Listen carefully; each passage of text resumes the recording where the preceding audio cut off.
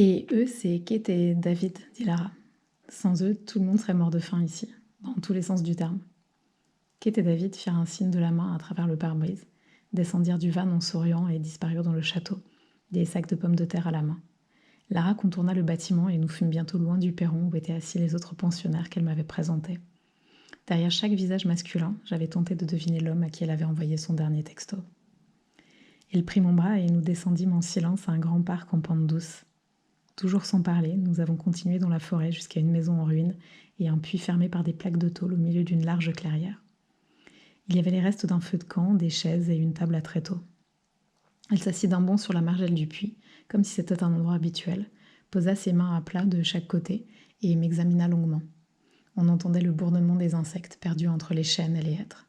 Elle attendit encore, observant les arbres, et dit enfin « Alors ?»« Alors, je suis là. Je vois bien que t'es là, c'est quoi le problème ?» Et était en colère. « Je voulais te voir. On part d'ici demain. T'as quand même pas fait 3000 km pour me voir alors qu'on devait se retrouver dans 2 jours. Fallait que je te parle, que je te voie ici. Je ne pouvais plus rester là-bas. » J'ai tout fait, j'avais explosé. Je pris ma respiration pour tout lui dire et je ne sais pourquoi je me mis à pleurer. C'est venu de loin, comme une ultime solution pour y échapper peut-être. Je me suis assis dans l'herbe et j'ai baissé la tête, secouée par les hoquets comme un enfant. Je répétais « Pardon mon amour, je suis désolée, je suis vraiment désolée. » Mais avant que je ne continue, que je ne raconte toute l'histoire, elle est descendue de sa margelle de pierre, s'est accroupie et a pris mon visage entre ses mains. Ses yeux se noyaient eux aussi. « Tu étais inquiet, c'est ça ? Tu étais inquiet. Tu voulais voir si j'étais ici, c'est ça ?» Les mots s'arrêtèrent et je ne sus quoi répondre. Elle posa son front contre le mien. « Eh bien, je suis là, tu vois, et je t'aime, et c'est très bien que tu sois là. Pardon, mon amour, pardon. » On a séché nos larmes et étendu l'un contre l'autre en parlant de jalousie et en riant des histoires qu'on s'invente parfois. Puis on a regardé le soleil jouer là-haut dans les feuilles. J'ai dit que j'avais bâclé la fin du jeu pour venir. C'est vrai, je voulais voir s'il était bien ici et c'était bête de ne pas avoir eu confiance. J'avais aussi besoin d'être loin de tout avec elle et qu'on se retrouve, qu'on parle de l'avenir. Nous pourrions passer quelques jours ensemble quand les autres seraient partis. J'avais pris des options pour plus tard sur les billets d'avion. Au village, la femme chez qui j'ai loué une chambre pour ce soir m'a donné l'adresse d'une pension près d'ici. Elle dit que c'est magnifique. Enfin, le magnifique selon elle. Lara a roulé sur moi et a dit d'accord. Ça me fait bizarre que tu sois là, mais c'est une bonne idée. Je te montrerai la rivière dont je t'ai parlé. Il y a une petite plage et j'ai toujours rêvé de me baigner là-bas avec toi. Elle m'a fait visiter le château, emmenée dans la chambre qu'elle partageait au rez-de-chaussée avec une Américaine à l'air rieur et timide. Nous étions tous les 3 sur le lit quand la femme aux pommes de terre est entrée pour prévenir que la séance de l'après-midi commençait. Puis elle s'est adressée à moi. Je ne sais pas si Lara t'a dit, mais il y a un dîner ce soir à 20h et une petite fête pour le départ. Tu es bienvenue, évidemment. Lara me donna rendez-vous 1 heure avant à l'épicerie du village, où elle devait passer avec Kate. Je repris la route vers cette maison au flanc d'une colline où j'avais loué une chambre. C'est l'épicière, justement, qui me l'avait indiqué. Occupée dans son jardin, la propriétaire me salua. La chambre était celle de son fils, parti faire son service militaire. Punaisés au mur, des posters de groupes de rock locaux. Parmi eux, l'affiche de Matrix et celle de Lady Gaga, en soutien-gorge et culotte de cuir noir. Ils étaient arrivés jusqu'ici. Tout à l'heure, sa mère avait haussé les épaules en les désignant d'un coup de menton et s'était mise à glousser. J'avais dit Lady Gaga en remontant les sourcils d'un air faussement choqué. Elle avait répété Da da Gaga et elle était partie d'un fou rire, une paire de draps dans les mains. Un jour qu'on se disputait à propos d'un jeu, Fred avait dit Tu ne te rends pas compte ? Partout où tu vas, au Pakistan, en Malaisie, même en Iran, partout où ils nous crachent dessus, ils s'arrachent quand même des versions pirates de Tomb Raider et Call of Duty. Il y en a plein les trottoirs. On a gagné, mec. Et c'est grâce à ça qu'on a gagné. Ils rêvent d'être nous, mec. J'avais répondu que je ne savais pas en quoi c'était bien de gagner grâce à ça, des meurtres et du cul. Je ne savais pas si c'était bien de gagner tout court, ni qu'ils rêvent d'être nous. Je m'étais emportée au milieu du bureau. Ils nous détestent à cause de ça, justement, à cause de ce rêve et de la frustration. Ils savent très bien qu'il ne se réalisera jamais, pas pour eux en tout cas. Et tu sais ce qui se passe ? Ils se tournent vers des mollahs à la con, des mollahs incultes et bornés qui leur disent que ce n'est pas leur culture. Alors ils cassent les télés, voilent les femmes, interdisent le cinéma, les livres, la musique. Fini les tentations. Fini les seins qui pointent et le body moulant de Lara Croft. Et puis ils nous font la guerre, celle qui tue des gens. Ils ne veulent plus être nous, c'est comme l'extrême droite ici, la même haine, pareil, et ça naît de la frustration et du ressentiment. Fred a dit que je n'y connaissais rien en géopolitique, que tout était une histoire de pétrole et j'ai laissé tomber. C'était un de ces commerçants persuadés que l'économie explique tout. J'ai ajouté, Les pires guerres se font pour l'honneur, Fred, à cause de l'humiliation, pas seulement pour l'argent. Il n'y a qu'à voir n'importe quel couple qui divorce. Il a haussé les épaules et est parti. Je repensais à Lara, qui s'était laissée envahir par mes larmes au moment où j'allais parler. J'avais reculé et j'en avais profité. J'allais peut-être gagner moi aussi, mais sans grandeur et sans vérité. Je sortis mon portable pour programmer le réveil et dormir. J'avais plusieurs messages. Il y avait donc eu du réseau quelque part sur le chemin qui montait vers cette maison. Des messages vocaux inécoutables, puisqu'ici je ne captais rien, et un texto d'Irina. Je ne comprends pas pourquoi tu as fait ça. Si c'était pour l'argent, il fallait me demander, je t'en aurais donné, tu le sais bien. Quel argent? Elle devait parler de ma visite avec Camille chez Focus. On m'accusait de vol, ou encore Fred m'avait mis l'histoire d'Elson sur le dos. Seule chose claire, elle n'était pas au courant pour Alexandra. J'entrais dans une colère terrible. Je composais un message destiné au beau-père avec en pièces jointes les documents récupérés dans l'ordinateur de Fred et descendis lentement la route qui menait au village en tenant mon téléphone devant moi en quête du point où ça captait. Après plusieurs allers-retours ridicules, je revins m'asseoir devant le jardin, sur les marches de la cuisine. Peut-être que ces messages étaient arrivés bien avant, sur la route. Le propriétaire binait son potager et il avait les jambes de la même couleur que la terre. Je reconstituais le chemin parcouru pour venir ici. L'épicerie, le tour de la maison avec cette femme, et je me précipitais vers la balançoire en haut du potager. La femme releva la tête et fit mine de téléphoner en riant. Ça captait assez pour tout faire sauter là-bas à Focus. J'allais appuyer sur envoyer, mais je retournais dans la chambre. Je réglais le réveil pour faire une sieste. Tout à l'heure, je verrais Lara et ne changerais rien à mes projets. Je ne pouvais pas envoyer ces documents. Fred avait sûrement menti pour se protéger. J'étais virée de Focus et le beau-père m'en voulait pour de mauvaises raisons. Vol ou trahison de secrets industriels. Mais si j'appuyais sur le bouton, rien ne retiendrait Fred. Pure vengeance. Il dévoilerait mon histoire avec Alex et je perdrais en plus Lara. Je perdrais tout et lui aussi. Je regardais ce téléphone en souriant. J'avais raison. Les pires guerres se font pour l'honneur. Nous étions tous deux figés les yeux dans les yeux, comme deux épouvantails occupés à se faire peur et certains d'y passer. Dans une scène du jeu ou de film comme Matrix justement, on appelle ça un Mexican standoff, l'impasse mexicaine. Chacun tient l'autre en joue et au premier geste, tout le monde est mort. J'ai couru, mais en entrant dans l'épicerie, Lara venait de raccrocher.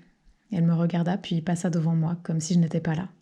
Elle voulut monter dans la voiture de Kate, chargée des dernières provisions pour la fête, mais je la tirai par le bras, refermai la portière en la serrant de plus en plus fort. Kate demanda si tout allait bien. « Vas-y, dit Lara, je te rejoins. » Kate démarra, Lara m'échappa et je courus derrière elle dans la rue qui descendait en direction du château. Nous avions depuis longtemps passé la dernière maison du village, quand elle dit « Si c'est pour ça que tu es venue, ce n'était pas la peine. Je viens de l'avoir au téléphone et je lui ai dit que tu étais là. Il est fou de rage. » « Mais qu'est-ce qu'il t'a dit ? C'était ma mère. Qu'est-ce qu'elle t'a dit ? Que tu as volé dans la caisse de Focus, que tu as détourné de l'argent ou des codes, je ne sais pas. Je comprends rien, mais tu as encore déconné. Écoute. » Elle se retourna et cria. « T'es dingue ou quoi ? Écoute, j'ai rien détourné. » « Écoute, dit-elle en m'imitant. « Et Copenhague, ça te dit rien, Copenhague ? » ?»« Si, mais c'est pas ce que tu crois. Je me fous de Copenhague. »« Et pourquoi tu m'as rien dit ? Je suis qui, moi ? Tu as pensé à nous une seconde ? Quand tu es sortie il y a 3 ans, je t'ai fait confiance envers et contre tout le monde. J'ai juré que tu avais changé et je le croyais. C'est pas ce que tu crois. » Mais elle n'écoutait pas et reprenait sa marche. Je criais de toutes mes forces. « Écoute-moi !» Et ma voix roula dans les champs et le long des murs de pierres sèches. Aux alentours, les bêtes s'étaient tues. Il y eut un silence. Elle me regarda et soupira. « Qu'est-ce que tu vas me raconter encore ?»« La vérité. » Je dîne d'un pain doré trempé dans la crème. C'est mon dernier pain et ma dernière crème et le son des voix et celui des rires font vibrer leurs fines molécules d'or. Au bout de la table, Lara parle et me sourit. Nous avons décidé que la vérité attendrait la fin de cette soirée d'adieu entre les pensionnaires du château et quelques notables du village. Le maire transpire dans sa veste de drap gris et l'épicière engloutit les navets et les côtelettes qu'elle a vendues tout à l'heure aux étrangers. Pendant longtemps, je ne sais à qui parler ni quoi dire. Puis, avec le vin et la fraîcheur de la nuit, chacun rit plus fort et ma voisine finit par me raconter quelques anecdotes du séjour, l'organisation spartiate de la vie au château et les arrangements des uns et des autres pour y échapper. Et là, cet enthousiasme spontané des Américains, cette absence de méfiance et d'engagement profond qui, ce soir, me fait du bien. Je bois mon 10e ou mon 20e verre d'eau, une eau si douce et si rafraîchissante que tout paraît s'y dissoudre, même la peur de ce qui va arriver. Lara a passé sa robe rouge et je voudrais danser avec elle une dernière fois. Après le gâteau au miel et aux amandes, après les fruits, la confiture et les prunes distillées, le fils du fermier a coincé son violon sous un coup énorme et s'est mis à tourner autour de la table. Il arrache d'abord quelques longues notes déchirantes, puis l'archer commence à piquer, tirer les cordes de plus en plus vite. Bientôt, ses doigts carrés volent et rebondissent sous sa tête penchée. La fête a débuté sans que personne, hormis le vin et l'envie de danser, ne le décide vraiment. À côté de moi, l'américaine s'est levée, battant la mesure, et le maire qui servait l'eau de vie et faisait déborder les verres a tombé la veste pour chanter. D'une voix étonnamment fragile pour un homme si robuste, il a entonné un de ces airs slaves qui, à force de gaieté, sont en réalité infiniment tristes et vous renversent l'âme. Le violon honflait, se gorgeait de sanglots, puis s'emballait à nouveau, déroulant son histoire toujours identique ou presque, pourvu qu'elle fende le cœur. Amour perdu, trahison ou départ pour un pays lointain, et elle répète en tournoyant les mêmes mots, les mêmes espoirs de retrouvailles. Tu t'en vas, ô ma vie, mais quand je te reverrai, quand je te reverrai. Tout nous parle de nous, tout nous fait signe quand on espère. C'est elle qui vint me chercher et me serra dans ses bras en me faisant tourner. Nous dansâmes longtemps, pressés l'un contre l'autre. Nous dansâmes lentement, quel que soit le tempo. J'étais plein de son corps, de ses hanches, de son dos sous mes mains, un corps que je connaissais par cœur et qui était ma maison. Un homme avait passé les bretelles d'un accordéon, un autre frappait une sorte de tambourin, et autour de nous, les pensionnaires tournoyaient comme des enfants dans une boum de colonie de vacances. Quand il nous bousculait, Lara levait la tête, blaguait, puis enfouissait à nouveau son visage dans mon cou en disant qu'elle m'aimait et qu'elle était heureuse que je sois venue. Un de ces moments de plénitude qui nous faisait soudain mesurer la chance que nous avions de nous être trouvés. Nous nous étions tellement battus pour vivre ensemble qu'il me semblait que nous n'en avions jamais vraiment profité avant ce soir. Kate nous entraîna, l'américaine aussi. David puis d'autres pensionnaires nous prirent par le bras et nous sommes lancés dans une danse à la russe où chacun tombait à tour de rôle. Le maire, renversé sur un fauteuil, dodelinait de la tête pour être encore de la fête. Et derrière lui, une phalange d'ancêtres nous observait, sourire aux lèvres et des assiettes sur les genoux, en avalant ce qui restait des poivrons farcis et des concombres au sel. Je n'avais pas bu d'alcool et mes jambes furent lourdes avant celles des autres. Je sortis reprendre mon souffle sur le perron et contemplais Lara. Sa robe rouge volait autour de ses genoux. Elle avait l'air libre et heureuse. J'allumai une cigarette, levai la tête et soufflai la fumée vers le ciel tendu d'étoiles. Je n'avais jamais été aussi calme. Ici, je n'étais personne, seulement l'amie de Lara, mais je me sentais enfin chez moi. « Alors, dit-elle, tu veux qu'on parle ? Si tu as le courage. Je suis un peu fatiguée, mais ça va. » Elle vint s'asseoir à côté de moi sur le muret qui fermait la terrasse de notre chambre. C'était celle de Kate, dans une des dépendances du château, en bas du parc. Et elle nous l'avait laissée pour la nuit. Lara sortait de la douche, du coton et un tube de crème à la main pour se démaquiller. Là-bas, on entendait les pensionnaires encore valides ramasser les derniers verres sur le perron. Les autres étaient allés se coucher, décimés par la prune, la danse et le tabac brun de l'épicerie. Alors, je pris mon élément et racontai en quelques phrases l'histoire avec Alexandra, l'erreur d'aiguillage du texto, le chantage de Fred et la nuit chez Focus. Je ne donnais aucun détail, ne mentionnais ni Grenade, ni l'agression d'Alex. En prenant l'avion pour venir ici, dis-je pour finir, je pensais retarder ton départ, t'emmener ailleurs quelques jours, comme je te l'ai dit, et que le message s'efface de lui-même. Mais je ne peux pas, parce que je t'aime et que je ne veux plus te mentir. Je me tournai vers elle. Voilà la vérité, elle est moche et je te demande pardon.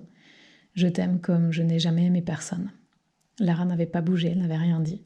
Elle s'est levée, a marché à reculons vers la porte de la chambre en me regardant. « Je ne peux pas, » dit-elle d'un seul coup. Sa voix fila entre les arbres qui dormaient, et elle secouait lentement la tête. « Tu l'as bien baisé au moins ? Tu as pris du plaisir ? C'était quand ? C'était où ? Pas dans notre lit ? » ?»« Non, à l'hôtel, le soir où tu es parti. »« Je ne veux pas savoir. À l'aéroport, tu m'as dit que tu m'aimais. À l'aéroport, tu m'as juré et tu m'as serré dans tes bras et tu savais déjà. »« Non, je ne savais pas. Menteur, tu mens. Moi, j'étais dans l'avion et je pensais à toi. Je pensais que tu étais triste, qu'on se quitte. Et ça me faisait de la peine et j'avais le cœur serré et qui battait pour toi et toi, tu allais la rejoindre. Je tentais de m'approcher, de parler encore. Elle recula. « Ne me touche pas. Ne me parle pas, ça me dégoûte. » Elle a embrassé ta bouche et tu as mis ta bite dans sa chatte. Et tu y pensais en me quittant, en me téléphonant, en m'écrivant. J'ai envie de vomir. Elle se colla contre l'encoignure de la porte et mit la main devant sa bouche. Si je bougeais, elle allait fuir, crier. Elle se redressa. « Tu n'as pas pensé à moi, dit-elle. Tu vois ce château, tu crois que c'est drôle ce qu'on fait ici ? C'est pour nous aussi que je viens, pour aller bien et qu'on s'aime. » Moi aussi, reprit-elle. Il y a des tas de mecs qui me tournent autour et je leur dis non. Je suis vraiment conne, tu changeras jamais. J'ai changé, je t'en supplie, écoute, tais-toi. Tu étais coincée, tu savais que j'allais tout découvrir, alors tu es venue. Tu n'es pas venue pour moi, tu es venue pour te sauver. Et dire que tu aurais pu vivre avec ça et m'embrasser et me dire ma chérie, mon amour. Oui, tu aurais pu puisque tu es là. Mais non, regarde, je suis là et je ne te mens plus. Et qu'est-ce qui me dit que ça n'est pas déjà arrivé ? Qu'est-ce qui me dit que ça n'arrivera pas encore si c'est arrivé une fois ? Je ne veux pas vivre ça. Je ne veux pas être une femme trompée comme Alexandra. J'ai pas envie de cette vie-là. Je te jure, crois-moi. Je tombais à genoux, mains jointes. Je n'avais jamais de ma vie supplié ainsi, mais elle ne me regardait pas. Elle n'écoutait plus. Je t'ai aimé comme une folle. Tu étais mon premier amour, mon seul amour, et je n'ai rien connu d'autre de la vie, rien. Ce soir, j'ai mis la robe que tu aimes et je croyais en toi. Je croyais que notre histoire était belle. Et maintenant, tout est laid et tout est vide. Et elle s'arrêta, regarda au loin le château qui luisait sous la lune et ajouta : Et tu m'as tout pris. L'espace entre nous s'était agrandi, comme si le ciel était en train de fuir, démesurément. Elle examina le morceau de coton et la crème qu'elle n'avait pas lâché, puis dit : Je me sens seule. Et elle se mit à pleurer et s'enfuit à travers le parc rejoindre le château. C'est l'aube, rien ne bouge. Un soleil roux éclaire la cime des grands chênes et dans le ciel immobile des moutons argentés traînent, indifférents. Au pied du lit où j'avais attendu le jour, j'ai ramassé la robe rouge de Lara, je l'ai glissée dans mon sac et suis partie. En approchant de la voiture devant l'épicerie encore close, j'avais presque froid. Les arbres immenses répandaient sur moi le silence et l'espace. Un vent frais descendait des montagnes et le coup d'aile des hirondelles autour du clocher disait que l'été allait bientôt finir.